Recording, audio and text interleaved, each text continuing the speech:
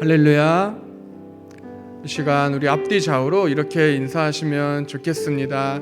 찬양으로 은혜 받으세요. 인사해 보실까요? 네, 또 이렇게 인사하시면 좋겠습니다. 말씀으로 은혜 받읍시다. 아멘. 오늘 수요예배 가운데 하나님께서 크신 은혜를 주실 줄로 믿습니다.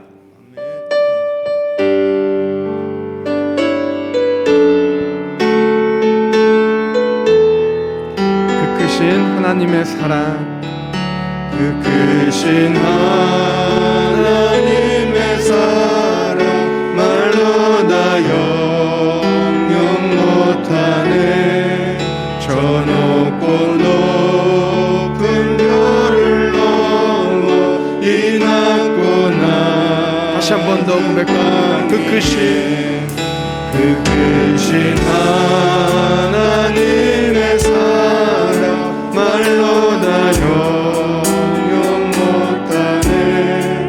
저 높고 높은 별을 넘어 이 낮고 낮은 땅 위에 죄범한 영혼 구하려 그 아들 보내사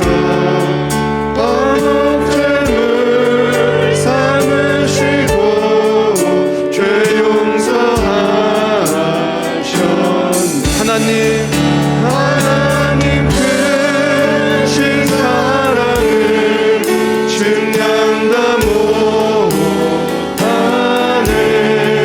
영원히 변치 않는 사랑 성도여 찬양. 괴로운 시절 지나가고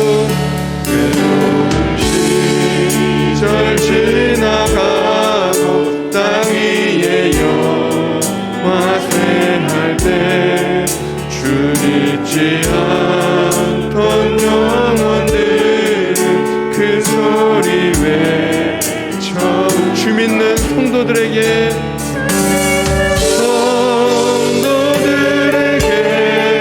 그 사랑 베푸사 우리의 죄 사했으니 그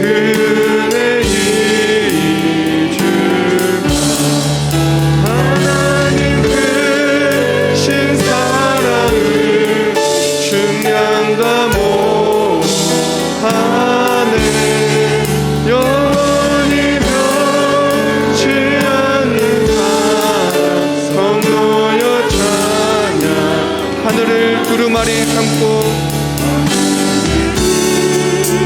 바다를 먹물 삼아도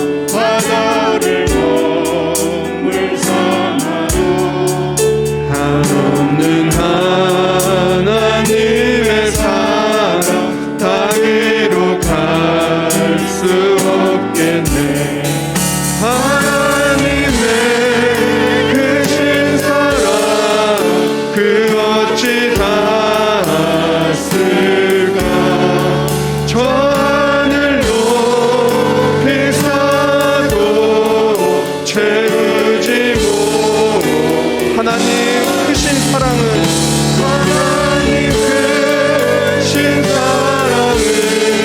증량다 못하네. 영원히 변치 않는 사랑. 우리 3절을 다시 찬양합니다.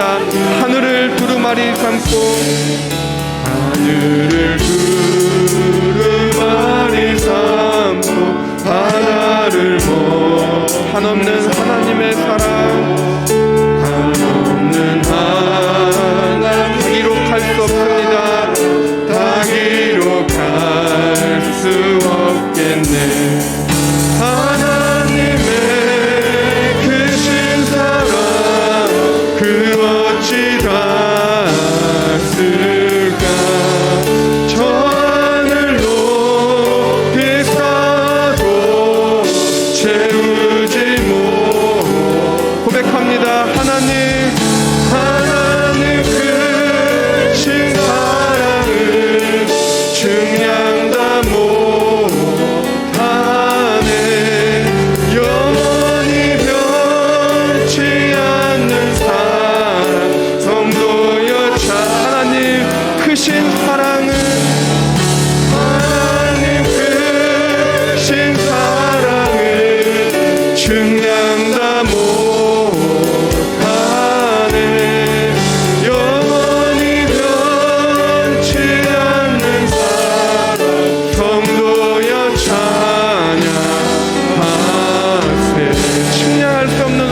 아버지 하나님의 사랑을 찬양합니다.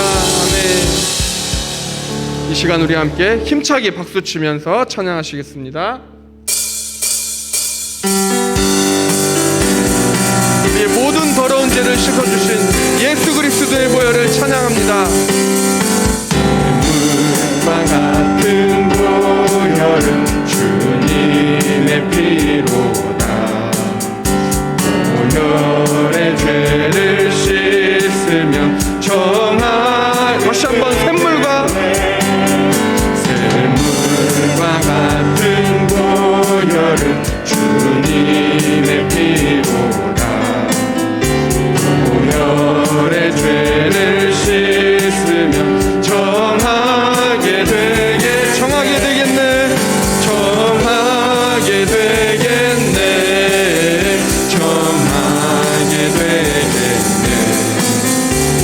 보혈의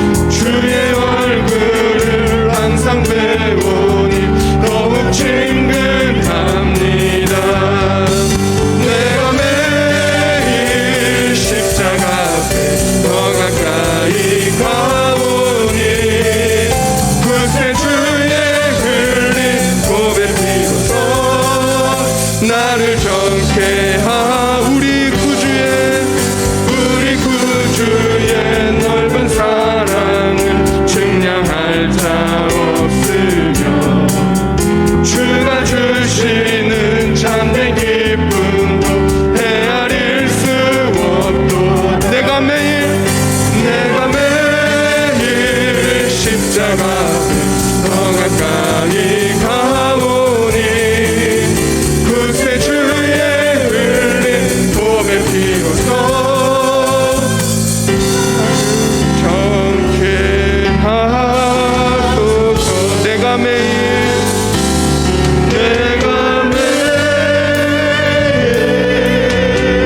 십자가 더 가까이 가오니 구세주의 흘린 보배 피로써 나를 정케 하소서. 할렐루야. 우리의 모든 죄를 씻어주신 예수 그리스도의 보혈을 찬양합니다. 아멘.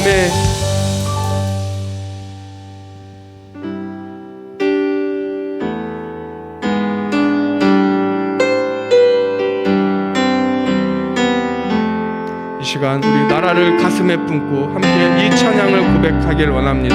이 땅의 돈과 선함과 이 땅의 돈과 선함과 부도 가득한 죄악 용서하소서. 모든 우상들은 무너지고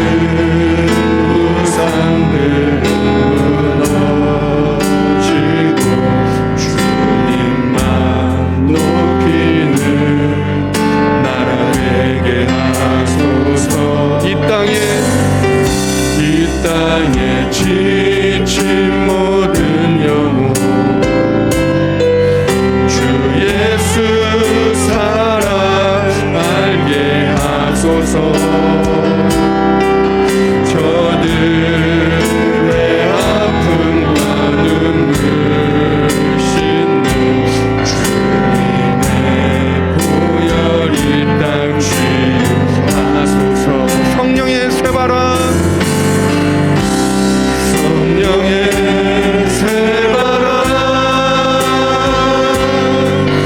이 땅에 불어오소서.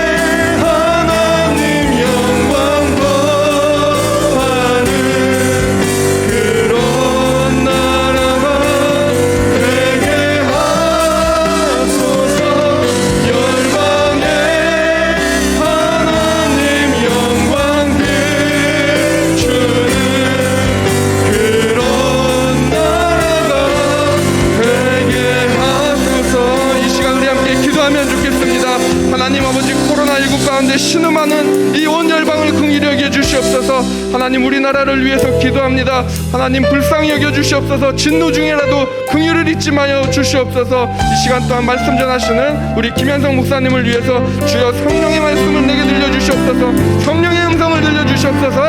이 시간 주여 한번 부르신 후에 통성으로 기도합니다. 주여.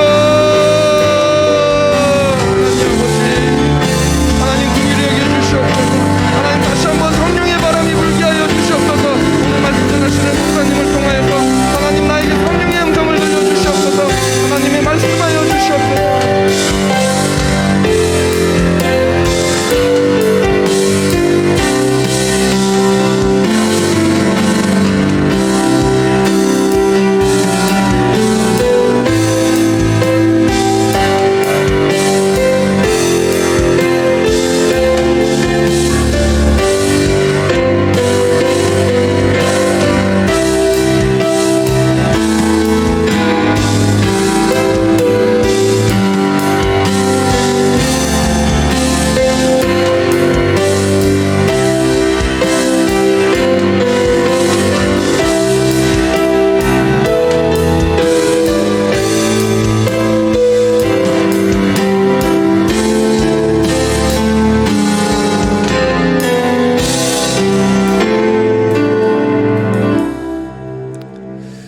하나님 아버지, 주일 이후로 우리를 3일 동안 안전하게 지켜 보호해 주시다가 다시 하나님의 전에 나와 기쁨으로 찬양을 올려드리고 또한 귀한 말씀을 들을 수 있는 기회를 허락해 주시니 감사합니다.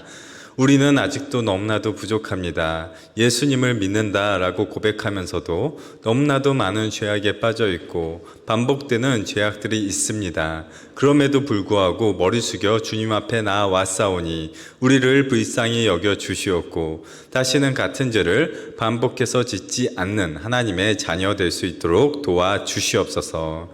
이 시간 겸손한 하나님의 자녀들이 주님 앞에 말씀을 사모하는 마음으로 나아왔사오니 하나님의 음성을 듣게 하시고 그 말씀대로 살아갈 수 있는 힘과 용기를 우리 가운데 더하여 주시옵소서.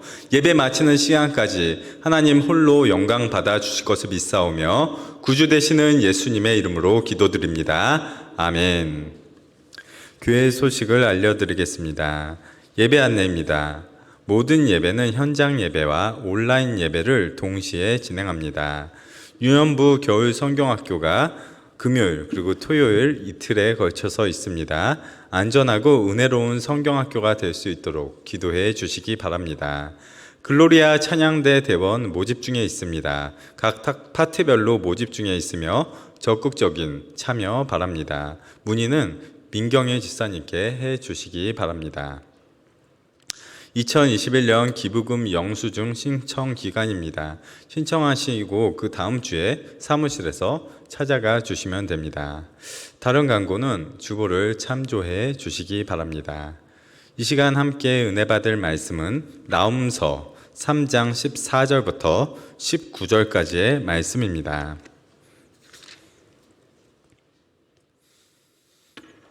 나훔서 3장 14절부터 19절까지의 말씀을 한 절씩 교독하고 마지막 19절만 다 같이 읽도록 하겠습니다.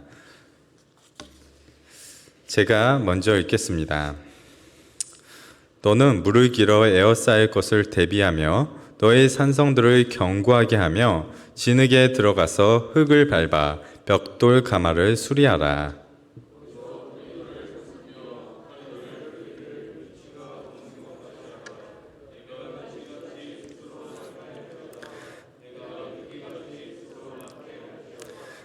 내가 내 상인을 하늘의 별보다 많게 하였으나 느치가 날개를 펴고 날아감과 같고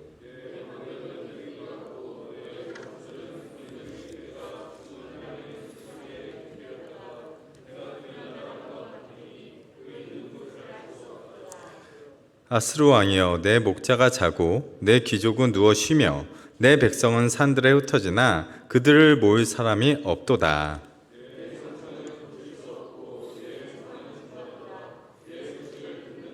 다 너를 보고 손뼉을 치나니 이는 그들이 항상 내게 행패를 당하였음이 아니더냐. 하시니라. 아멘. 요즘에 제가 종종 설교 때 하는 질문이 있습니다. 역사를 좋아하십니까? 예. 청년들은 아마 몇 번 같은 질문을 들은 것 같아요. 누군가가 이렇게 이야기했습니다. 역사를 공부한다는 것은 그 어떤 강력한 세력도 결코 영원할 수 없음을 배우는 것이다. 정말 그럴듯하죠? 이 세상에 영원한 것은 없습니다. 국가라는 공동체가 힘이 매우 강력해요. 그래서 국가가 보증을 한다, 나라가 후원을 한다라고 하면 우리는 신뢰를 합니다. 왜 KS 마크 이런 거 있잖아요. 국민연금 이런 거 우리가 그래도 신뢰하고 계속해서 내고 있지 않습니까? 국가가 보증하기 때문입니다. 그러나 그것마저도 영원할 수 없음을 배우는 것이 바로 역사입니다. 역사를 통해 우리는 인간의 한계를 깨달을 수가 있습니다. 우리는 사람의 힘과 노력으로만은 이 세상을 잘 살 수 없다라는 것을 역사를 보면서 알 수가 있는 것이죠. 모든 것이 하나님의 뜻과 계획 아래 있고 하나님의 보호하심 아래 있어야만 우리는 잘 살 수가 있는 것입니다. 아수르라는 나라를 다들 많이 들어보셨을 거예요. 이 나라는 성경의 역사에서 빼먹을 수 없는 나라입니다. 북이스라엘이 아수르에 의하여서 멸망을 당하였고 그 당시에 아주 큰 힘을 가지고 있었기 때문에 국제사회에 엄청난 영향력을 끼친 나라가 바로 아수르라는 나라입니다. 이 아수르의 수도가 니느웨인데 니느웨는 요나서와 나훔서 이 성경에서 두 권이나 차지하는 그곳에서 주된 배경으로 다뤄지고 있습니다. 성경에서 그 두 권이나 중요하게 다뤄지고 있다라는 것은 우리가 아수르 그리고 니느웨를 가볍게 지나칠 수 없다라는 것을 알려주는 것이죠. 요나서에서 보면 요나 선지자가 큰 물고기 뱃속에 들어가게 되는 이 사건이 너무 우리에게 강렬하게 좀 기억에 남기 때문에 사실 그것밖에 잘 생각이 나지 않죠. 요나 하면 그냥 큰 물고기, 애들한테는 고래, 뱃속에 들어갔다 나왔어. 이제 여기까지가 기억에 많이 남는데 사실 요나서의 그 앞부분보다 뒷부분이 더 핵심입니다. 요나 선지자는 그렇게 하나님의 뜻을 거스르고 싶어 했지만 어쩔 수 없이 니느웨의 심판의 메시지를 전파하게 됩니다. 하나님이 선지자를 보내서 심판의 메시지를 친히 전달을 하셨으니 그 성의 죄악이 과연 어느 정도였는지 우리는 자세히 알 수는 없으나 아마 아구까지 그 죄악이 하나님이 심판을 정하신 그 끝까지 한계선까지 다다랐구나라는 것을 알 수가 있습니다. 그렇게 형편이 없던 곳, 심판의 대상이 되었던 도시인데 요나 선지자를 통해서 심판의 메시지를 들은 그들의 반응은 정말 예상 외였습니다. 하나님 앞에서 겸손하게 회개의 모습을 보여주었고 그에 대한 하나님의 반응은 그들을 깨끗하게 용서해 주셨습니다. 바로 그 성을 그냥 다 갈아엎으실 것처럼 경고를 하셨는데 그들이 회개하자 그동안 있었던 그 경고를 다 철회를 하신 것이죠. 요나서를 통해서 우리는 회개의 중요성과 하나님이 한 영혼을 얼마나 귀중하게 여겨주시는지를 볼 수가 있는 것입니다. 그런데요, 시간이 지났어요. 이제 요나 선지자의 시대는 끝났습니다. 시간이 지난 이후에 니느웨라는 도시는 다시 죄악을 범하게 됩니다. 항상 이것이 문제 아닙니까? 사사기의 패턴도 보면 회개 이후에 다시 하나님을 잊고 죄악으로 빠져들게 되고요. 그러면 하나님은 또다시 그들을 심판하십니다. 그러면 또 그들은 회개해요. 그래서 하나님은 또 용서해 주시죠. 안정기를 갖게 하시면 또 죄악을 짓습니다. 사람들은 정말 너무나도 연약한 것 같아요. 가나안 땅에 들어간 이스라엘 백성 역시 마찬가지였습니다. 하나님 안에서 신앙생활을 잘 하는 것처럼 보였는데 어느 순간 또 하나님의 말씀에서 멀어집니다. 그리고 또 이웃 민족을 하나님이 강하게 하셔서 그들을 통해서 심판을 받게 하시죠. 이렇다 보니까 성경에 여러 가지의 징벌에 대한 내용들이 나옵니다. 그래서 누군가는 하나님은 사람들을 벌하기를 참 즐겨하시는 그런 신인가 보다 라고 생각합니다. 그러나 절대로 그렇지 않죠.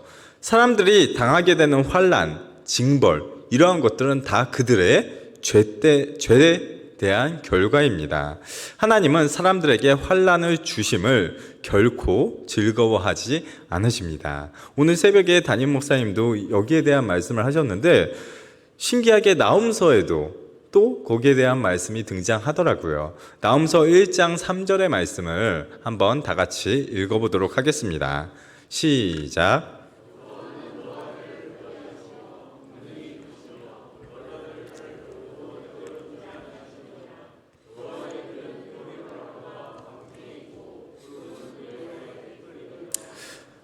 아멘. 그렇습니다. 하나님은요, 노하기를 더디하세요. 참고 참으십니다. 한번 우리가 실수했다고 하늘에서 벼락이 떨어지지 않는다라는 것이죠. 얼마나 큰 은혜입니까? 하루에도 너무나도 많은 죄를 짓는 우리들인데 그때마다 하나님은 절대로 벌을 내리지 않으십니다. 참고 참으세요. 그런데 이게 참고 참으면요, 사람들은 점점 죄를 무디게 생각하게 되고 너무나도 익숙하게 되고 너무나도 그 상황을 편안하게 받아들이게 됩니다. 그래서 온 세상이 아주 질서가 없는 혼란한 상황 가운데 빠져들게 되는 것이죠. 하나님은 정의로우신 분이시기 때문에 그 상황을 그냥 계속해서 마냥 보고 계실 수는 없습니다. 그렇기 때문에 하나님은 심판을 하실 수밖에 없는 것이죠. 그런데요, 하나님은 또 벌을 주실 때는 대충 주시는 분이 아니에요. 그냥 뭐 대충 하고 깨달으려면 깨달아라 이게 아니라 아주 따끔하게 혼을 내 주십니다. 그래야 제대로 잘못을 깨달을 수가 있는 것이죠. 이 아수르도 죄로 인해서 앞으로 당하게 될 환난이 얼마나 클 것인지 성경에서 보니까 그들이 그 환난을 당할 때 어디에서도 위로를 얻지 못할 것이다 라고 말씀합니다. 여러분들 어려움을 당할 때 혹시 뭐 주변 이웃에게 아니면 가족에게 전화해서 하소연을 하지 않습니까? 나 오늘 이런 일이 있었어. 나 오늘 이렇게 힘들었어. 그들에게서 무엇인가 위로를 받고 싶고 그런 것이 우리가 아닙니까? 그런데요, 너무나도 큰 일이 생기면, 너무나도 엄청난 일이 생기면 어디 가서 말을 하고 싶지도 않습니다. 그리고 말을 한다 한들 그들이 나에게 해주는 말이 때로는 위로가 되지 않을 때도 있습니다. 어쩔 때요? 너무나도 큰 환난을 당했을 때. 근데 이 아수르가 니느웨가 앞으로 당하게 될 환난이 그 정도로 지금 무서울 것이다 라고 경고하고 있는 것이죠. 그렇다면 이 니느웨 사람들은 이런 고난을, 이렇게 큰 고난, 아무리 누군가가 위로를 해줘도 위로를 얻을 수 없는 그러한 고난을 도대체 왜 받아야만 했을까요?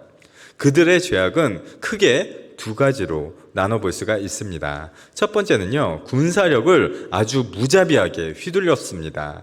자신이 가지고 있는 힘을 갖고 약자들을 마음껏 부렸습니다. 힘이 있으면 그렇게 해도 되는 것처럼 주변에 있는 약소국들을 마음껏 창탈했습니다. 북이스라엘도 남유다도 그 희생양 중에 하나였던 것입니다. 그래서인지 나훔 선지자는 이 니느웨를 향해서 피의 성이라는 별명을 붙여줍니다. 실제로요, 역사적인 기록을 보니까 이 아수르는 전쟁에서 승리하면 포로들의 손발을 잘랐대요. 아니 그냥 끌고 와가지고 종으로 부려먹으면 되는 것 아닙니까? 근데 그게 아니에요. 손발을 잘랐대요. 귀와 코를 도려내고 눈을 뽑고 심지어 사람을 나무에 매달아 두고 시체를 성문 앞에 쌓아두기까지 했대요. 왜 쌓아두는 거예요? 과시죠. 내가 전쟁에서 이렇게 많은 사람들을 죽였다. 이들은 내 앞에서 아무것도 할 수 없는 것이 없었다. 나는 이렇게 강하다 라는 것을 과시라도 하듯이 시체를 쌓아 놓았다라고 합니다. 그래서 나무서 3장 3절에 하반절에 보면 무수한 시체여 사람이 그 시체에 걸려 넘어지니 라는 말씀이 있어요. 도대체 시체가 길거리에 얼마나 쌓여 있길래 사람들의 발에 채이는 게 시체다라는 거예요. 우리 왜 길거리에 걷다 보면 발에 채이는 게 조그만한 돌이잖아요. 그렇죠? 돌멩이만큼 길바닥에 시체가 많다? 도대체 얼마나 많은 사람을 죽였던 것입니까? 또 2절 3절에 3장 나무서 3장 2절 3절의 말씀을 보면 니느웨에 가득 채우고 있는 전쟁의 상황을 가리키는 그러한 표현들이 나옵니다. 좀 재밌는 표현이에요. 성경에서 사실 의성어가 많이 쓰여지지 않습니다. 그런데요, 여기 보면 말들을 재촉하는 채찍 소리가 어떻게 납니까? 휙휙. 예, 성경에서 그렇게 표현하고 있어요. 이제부터 채찍 소리는 우리 휙휙 하는 거예요. 예. 또 덜컹거리면서 달리는 병거의 소리. 이것을 의성어로 어떻게 표현할 수 있을까요? 예, 성경에서 보니까 윙윙. 예, 바퀴가 돌아갈 때 소리가 윙윙 거려서 그럴까요? 예. 그 밖에도 뛰는 말소리, 번쩍이는 칼소리, 번개와 같은 창소리, 이런 것들이 그 성 안에서 끊임없이 울려 퍼졌다라는 거예요. 맨날 전쟁이 있었던 것입니다. 맨날 살육이 벌어졌던 거예요. 정말 무서운 성 아닙니까? 그렇기 때문에 지금 뭐라고 이야기하고 있습니까? 피의 성이다 라고 이야기하고 있습니다. 이 피의 성 니느웨의 실체는 끝없는 전쟁이었고 피로 세워진 힘의 논리로 규정된 도시였던 것입니다. 우리는 강한 자가 살아남는다 라는 말을 너무나도 당연하게 받아들이고 있는 것 같아요. 또한 우리가 살고 있는 세상이 그러한 논리에 너무 깊숙하게 젖어들어 있는 것 같습니다. 왜 그럴까요? 우리 어렸을 때 학교에 가면 경쟁을 시키죠. 예, 등수를 매기고 또 그 등수에 따라서 줄을 세우고 남보다 강해지고 또 더 배우려고 더 가지려고 애를 쓰는 교육을 초등학교 때부터 계속해서 교육받고 훈련받으면서 살아왔던 것 같습니다. 그러면서 자기도 모르게 강한 자는 많은 것을 가질 수 있고 약한 자는 모든 것을 빼앗기게 되는 이러한 힘의 논리에 우리가 너무 아무렇지도 않게 젖어 있다라는 것이죠. 나의 노력 여부와 다르게 혹시 여러분들 강한 힘을 가지고 계십니까? 내가 생각하는 것보다 혹시 더 많은 재산을 가지고 있으세요?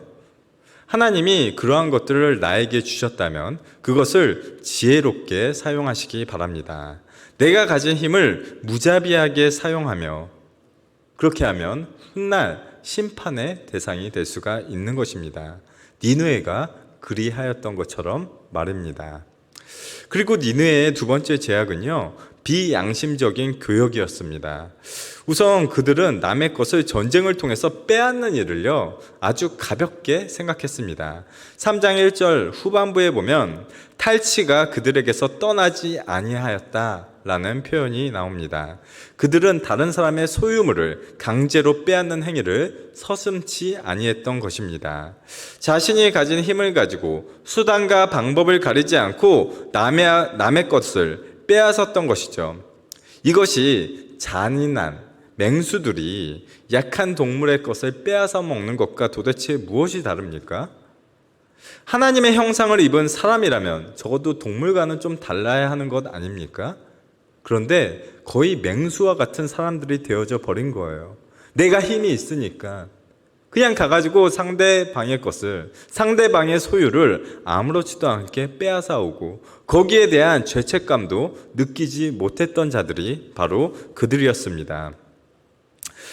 요즘은 세계적으로 교역이 많이 발달이 되어 있습니다. 또한 환율 같은 것이 잘 되어 있어서 어느 정도 세계 무역에 있어서 질서가 잡혀 있다고 볼 수 있으나 그런데요, 그 시선을 우리 내부로, 우리 나라 안으로 가지고 오면 좀 종종 그렇지 못한 경우들을 우리가 보게 됩니다.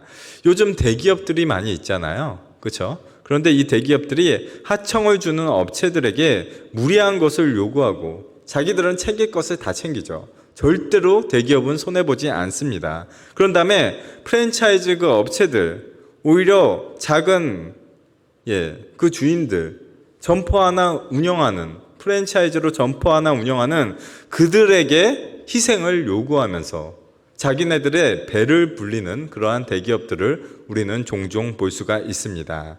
있는 사람들이 더해 라는 말이 괜히 나오는 것은 아닌 것 같습니다. 3장 16절을 보면요, 니느웨도 바로 여기 지금 제가 이야기한 있는 사람, 그들의 부류에 속하는 사람들이었어요. 니느웨의 상인이 얼마나 많았는지, 또한 그들의 교역이 얼마나 발달이 되어 있었는지, 내 상인을 하늘의 별보다 많게 하였나니 라는 표현이 나옵니다. 니느웨는요, 상업적으로 매우 발달이 되어져 있던 도시였습니다. 그럴 수밖에 없었던 것이 지정학적으로 너무나도 위치가 좋았어요. 메소포타미아 지역의 주요 도로가 관통하고 있었고요. 또한 그 당시는 비행기로 무역을 하는 게 아니잖아요. 다 배로 다니는데 그 바다로 이어지는 티그리스 강을 끼고 있었다라고 합니다. 그래서 수많은 물자들이, 무역품이 이곳을 다 지나다녔고, 또한 그곳을 지나서 다른 곳으로 다 팔려갔습니다. 이렇게 교통의 요충지였기 때문에 이곳의 부는 이루 헤아릴 수만큼 컸던 거예요. 사람이 힘을 가지면 가질수록, 돈을 가지면 가질수록 자신보다 갖지 못한 사람들을 배려해 줄 수 있는 상황이 되는 것은 분명한데, 그렇지 못한 경우가 너무나도 많습니다. 그런데 우리 하나님은 그러한 것을 절대로 기뻐하시지 않습니다. 무력으로, 내가 가진 힘으로 연약한 자들의 것을 빼앗기보다는 그들을 섬길 수 있음에 감사하면서 살아갈 수 있는 우리 수원 화산교회 성도님들이 될 수 있기를 간절히 축원합니다. 이제 앞으로 이 니느웨가 당할 그 재앙을 좀 살펴보도록 하겠습니다. 그렇게 힘이 세고 부유한 도시였는데 그들이 앞으로 처하게 될 상황은 성경에서 보니까 재밌는 아니고요, 특이한 단어가 나와요. 노아몬이라는 단어가 나오는데요, 노아몬보다 낫지 못할 것이다 라는 예언을 듣게 됩니다. 이 노아몬이 도시예요. 문자적으로 그대로 해석을 하면 아몬의 도시라는 뜻입니다. 이곳은 아몬이라는 우상 신전이 있었던 테벨을 가리켜요. 그러니까 이 노아몬이 테벨을 가리키는데, 과거에 존재했던 이 노아몬이 지리적으로 조건이 아주 좋은 도시였다라고 그래요. 너무 지리적인 조건이 좋아서 외부의 침입을 절대로 받을 수 없는 도시이다, 이렇게 평가를 받았다라고 합니다. 그런데요, 그렇게 지리적인 조건이 좋았던 이 노아몬이 결국 어떻게 되었을까요? 파멸하게 된 거예요. 이 노아몬 사람들이 포로가 되어서 잡혀가게 되었고, 너무 불쌍한 것은 어린 아이들이 길 모퉁이에 내동댕이가 쳐서 조각이 나게 되었다라고 표현이 나옵니다. 힘없는 어린 아이들이 길바닥에 내동댕이가 그냥 쳐져서 막 울고 있는 거, 그것만 상상해도 너무나도 끔찍한데 울고 있는 게 아니에요. 동강동강 잘려 있는 거예요. 아이들이 그냥 길바닥에 그 상태로 버려져 있게 되었다라는 것입니다. 그리고 이 노아몬의 귀족들, 그들을 두고 사람들이 제비를 뽑아요. 왜요? 노예처럼 내가 끌고 가서 부려먹으려고. 나는 쟤가 좋아. 나는 쟤가 좋아. 너랑 나랑 같은 애가 좋아? 제비를 뽑자. 무슨 장난감입니까? 근데 그냥 보통 사람이 아니라 그 노아몬의 귀족들을 상대로 그러한 일이 벌어졌다라는 것이죠. 그런데 그 상황이 얼마나 참담한지, 술의 힘을 빌리지 않고는 도무지 견디기 힘들 정도여서 사람들이 술에 취하여 숨어 있을 지경이었다라고 이야기합니다. 그냥 맨 정신으로는 그 상황을 지켜보고 있을 수가 없었던 거예요. 그래서 술에 취한 상태에서 어디 구석에 처박혀서 안 들켰으면, 그래서 안 잡혀갔으면 하는 마음에 처해져 있었던 것이 바로 노아몬인데, 그 상황보다 결코 낫지 못할 것이다. 어디 가요? 니느웨 가요. 그 노아몬보다 그 정도야, 비슷할 거야가 아니라 그것보다 못하면 못했지 그것보다 좋지는 못할 거야 라는 예언을 지금 듣고 있는 거예요. 얼마나 상황이 암담합니까? 상황이 지금 그 정도까지 되었으면 이제 그 도시 안에 안전한 사람은 단 한 사람도 없습니다. 그냥 다 힘없는 메뚜기가 될 뿐이죠. 그래서인지 17절의 말씀을 우리 다 같이 한번 읽어보도록 하겠습니다. 시작.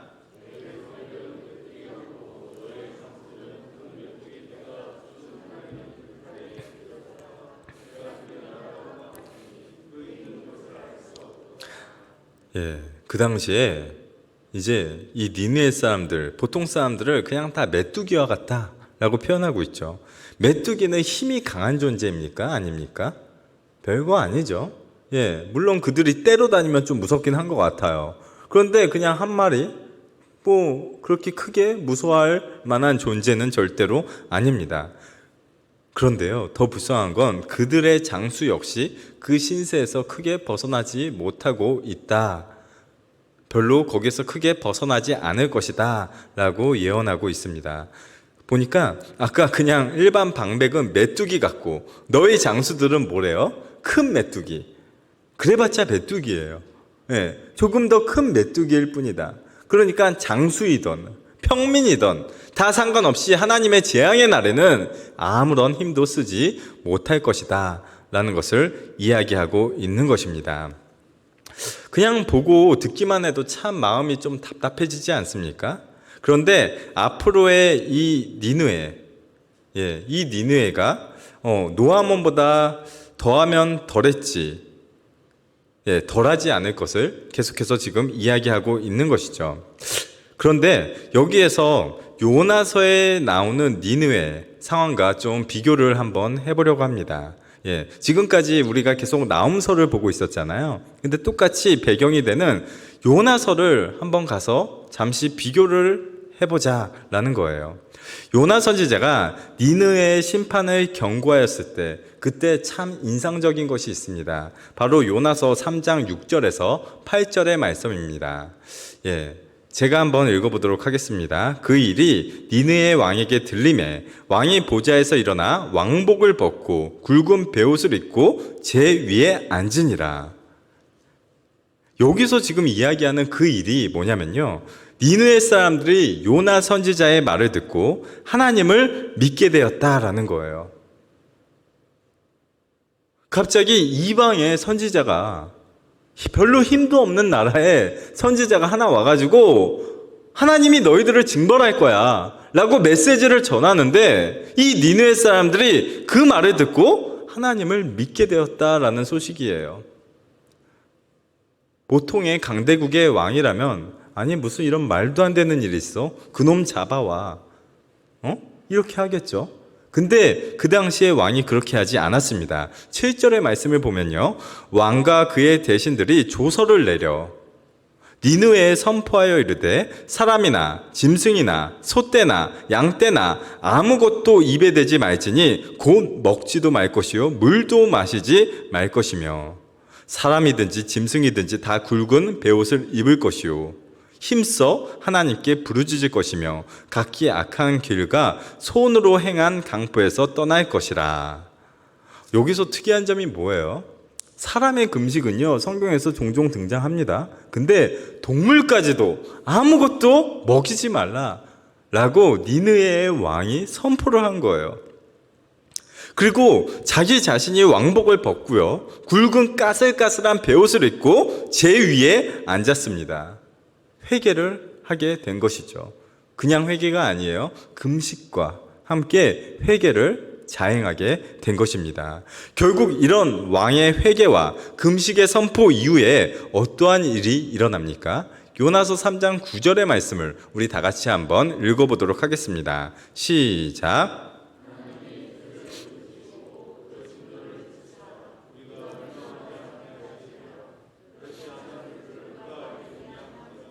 아멘. 이방 나라의 왕의 회개가 하나님의 뜻을 돌이키게 만든 거예요.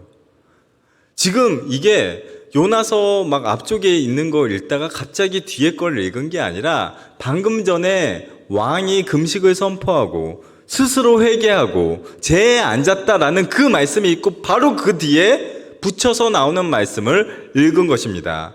바로 그 뒤에 지금 뭐라고 이야기하고 있어요? 하나님이 뜻을 돌이키시고, 이방 지도자가, 이방 왕이 회개를 하였더니 하나님이 여기에 대해서 감복하시고 바로 그 뜻을 돌이키신 것이죠. 그런데요, 나훔 선지자가 활동하던 시대의 왕은 그렇지 않았습니다. 나훔서 3장 18절의 말씀을 우리 함께 보겠습니다. 아스루 왕이여, 내 목자가 자고 내 귀족은 누워 쉬며 내 백성은 산들에 흩어지나 그들을 모을 사람이 없도다. 여기서 말하는 목자는 정치 지도자를 가르칩니다. 정치 지도자들은 자고 있어요. 귀족들은 누워서 쉬고 있습니다. 그들은 이미 죽은 상태와 마찬가지이거나 이미 아무런 도움이 되지 않는 상태입니다. 그러니까 아스루 왕의 오른팔과 왼팔이 다 무용지물이 되어져 버렸고 백성들이 산 위에 흩어져 버려 있는 거예요.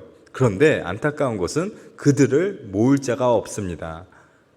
왕이 일을 시켜서 그 왕을 행동할 수 있는 오른팔과 왼팔이 다 잘려져 나갔기 때문에 왕은 이제 아무런 힘을 쓸 수 없는 상황에 놓여지게 된 것이죠.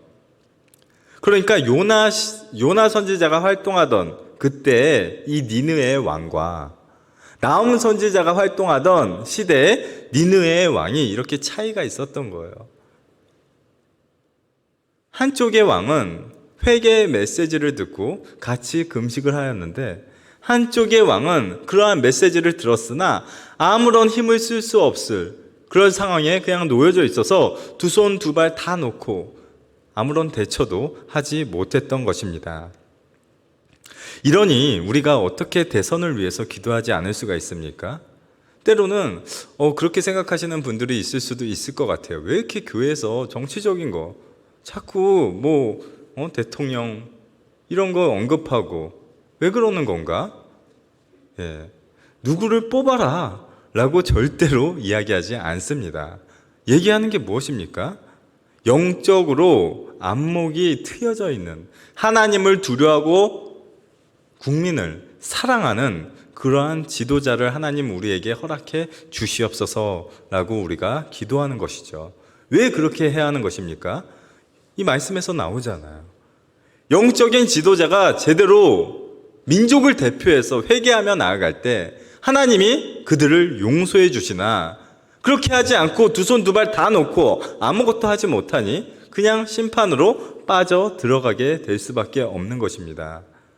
이제 얼마 남지 않은 것 같아요. 그렇죠? 그래서 뉴스만 틀면 맨날 대선 후보들 기사 내용 맨날 보게 되는데, 그거 보고 그냥 비판하고 그러지 마시고 매일매일 기도하시기 바랍니다. 하나님, 올바른 지도자를 우리에게 허락해 주시옵소서라고 더욱더 함께 기도할 수 있기를 바랍니다.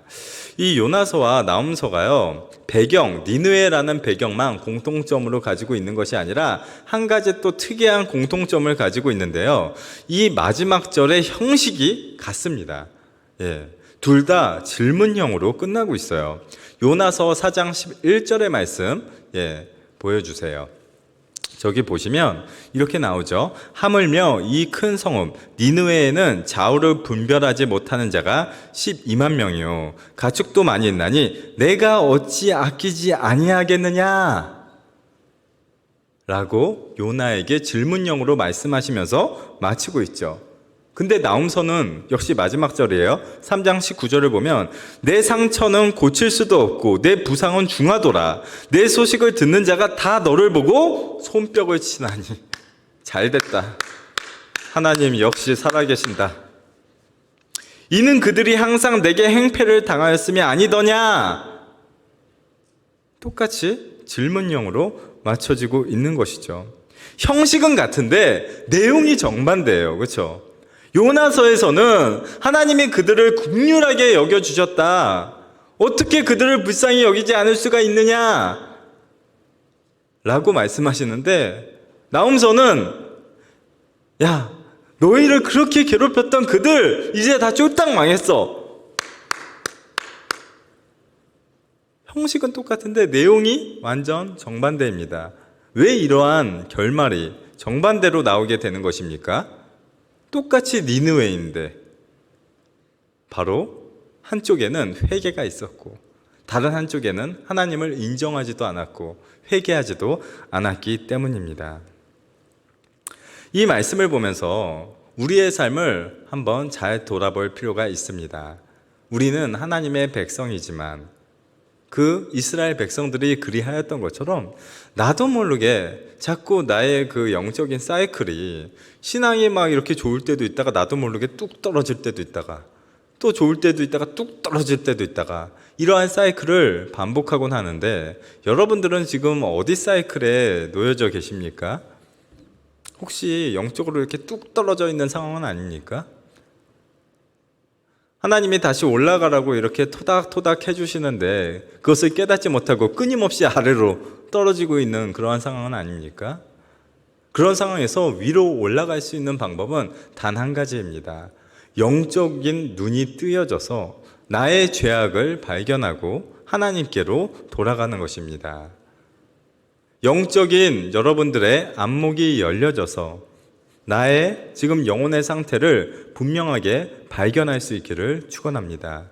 그리고 하나님 앞에 나아갈 때 하나님은 여러분들의 그 회개를 들으시고 다시 따뜻하게 니느웨 사람들을, 그 요나 시대에 니느웨 사람들을 따뜻하게 품어주셨던 것처럼 내가 아무리 큰 죄악을 저질렀더라도 나는 하나님의 자녀이기 때문에 다시 하나님이 품어주시고 영적으로 다시 위로 올라갈 수 있게 도와주실 줄로 믿습니다. 이 말씀을 기억하면서 또 우리에게 주어진 삶을 잘 살아갈 수 있는 수원 화산교회 성도님들이 될 수 있기를 간절히 축원합니다.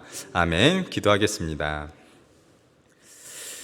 하나님 아버지, 오늘 요나서와 나훔서 이 니느웨 사람들을 보면서 나의 영적인 모습을 되돌아보게 하시니 감사합니다. 혹시 지금 나의 영적인 상태가 하나님에게서 좀 멀어져 있고 계속 반복해서 죄악을 짓고 있으며 심지어 그것을 깨달아 알지도 못하고 있는 상황 가운데 있지는 않습니까? 하나님, 나의 영적인 눈을 열어주시사 내가 지금 어떠한 상황인지를 분명히 깨달아 알 수 있도록 도와주시옵소서. 그리고 하나님 앞에 깨끗하게 나아가 그 죄를 용서받고 다시 하나님의 자녀로서 축복된 삶을 살아갈 수 있도록 도와주시옵소서. 내가 주님께 나아가 나의 죄를 고백하면 하나님은 언제나 두 팔을 벌려 나를 안아주시는 분인 줄로 믿습니다. 하나님을 두려워하지 않게 하시고 기쁨으로 하나님께 나아가 성도로서의 올바른 삶을 살아가는 우리 수원 화산교회 성도님들 될 수 있도록 도와주시옵소서. 우리의 모든 삶을 하나님께 맡겨 드리오며 구주 되시는 예수님의 이름으로 기도합니다. 아멘. 우리 찬송가 433장 함께 찬양하도록 하겠습니다.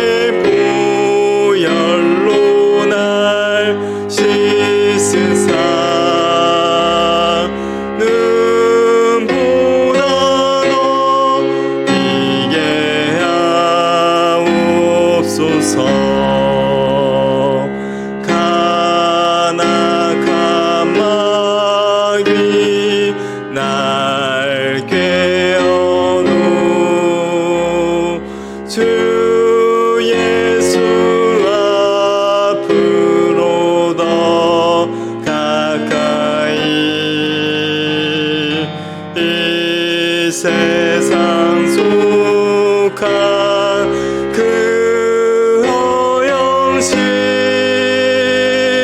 도주한 생각을 다 버리니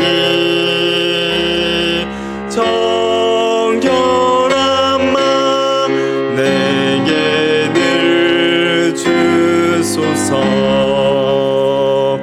이 세상 내가 살 동안에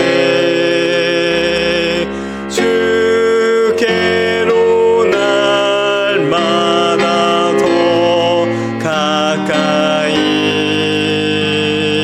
저 배는 천국 나 들어가 한없는 복락을 다 얻도록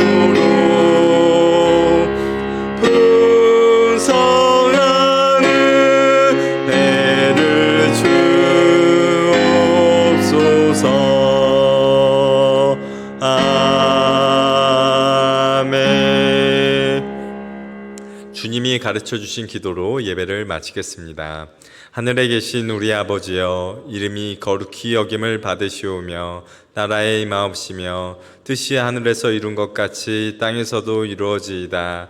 오늘날 우리에게 일용할 양식을 주옵시고 우리가 우리에게 죄 지은 자를 사하여 준 것 같이 우리 죄를 사하여 주옵시고 우리를 시험에 들게 하지 마옵시고 다만 악에서 구하옵소서. 대개 나라와 권세와 영광이 아버지께 영원히 있사옵나이다.